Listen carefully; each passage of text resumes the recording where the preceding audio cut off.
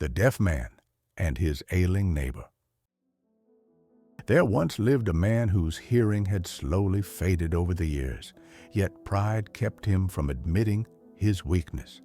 He wore his silence like armor, pretending all was well, though the world around him grew fainter. One morning, as fate would have it, a friend met him outside his home and shared quiet news. The old neighbor next door had fallen ill.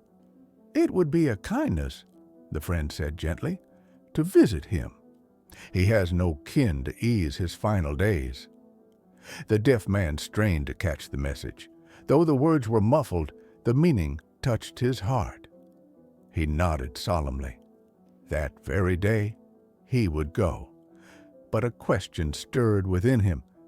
How would he speak with the sick man, now weakened and likely whispering from the edge of life? Still, tradition held its grip. To visit and ask after one's health was not only courtesy, it was duty. So he devised a clever plan. He would prepare both questions and the answers he expected. When he asked, "How are you feeling?" surely the man would say, "Thanks be to God, I am holding on." And he would reply, "How wonderful, may it continue." Then, "What did you eat today?" Perhaps the answer would be, "Some warm vegetable broth and sherbet," to which he'd smile and say, "Delicious, may it nourish your soul." Finally, he'd ask, "Which doctor tends to you?" And no doubt he'd hear the name of some trusted local physician. His reply, "Excellent choice. He is the best of them all."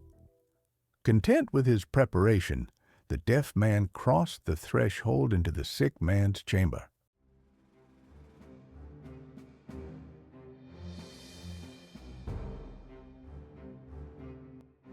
He sat beside the bed laid out on the floor and with heartfelt concern asked, "How are you feeling, my dear neighbor?" "I am dying," came the breathless moan. "Thank God," the deaf man beamed.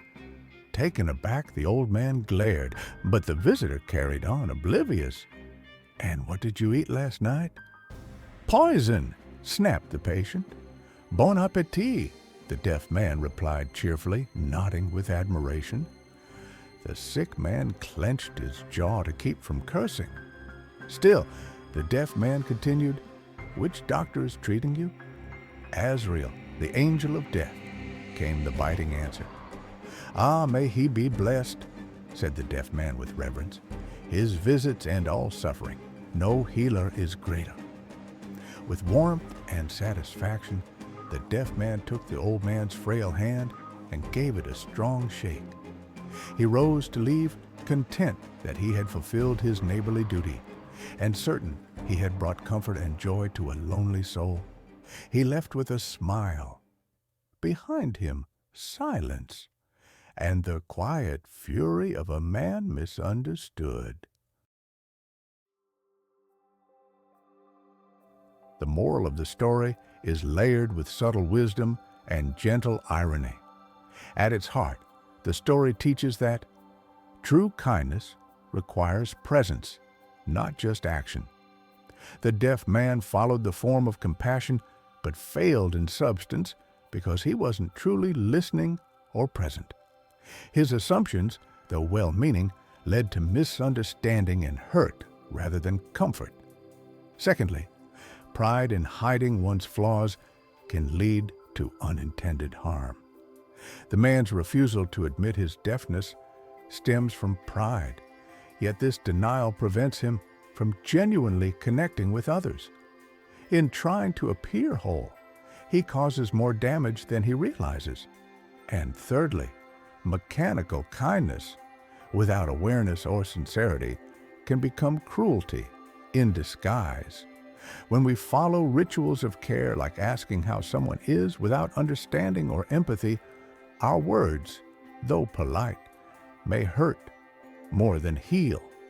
It's a gentle reminder that the soul of an action is more important than its appearance. Listening with the heart matters more than speaking with the tongue.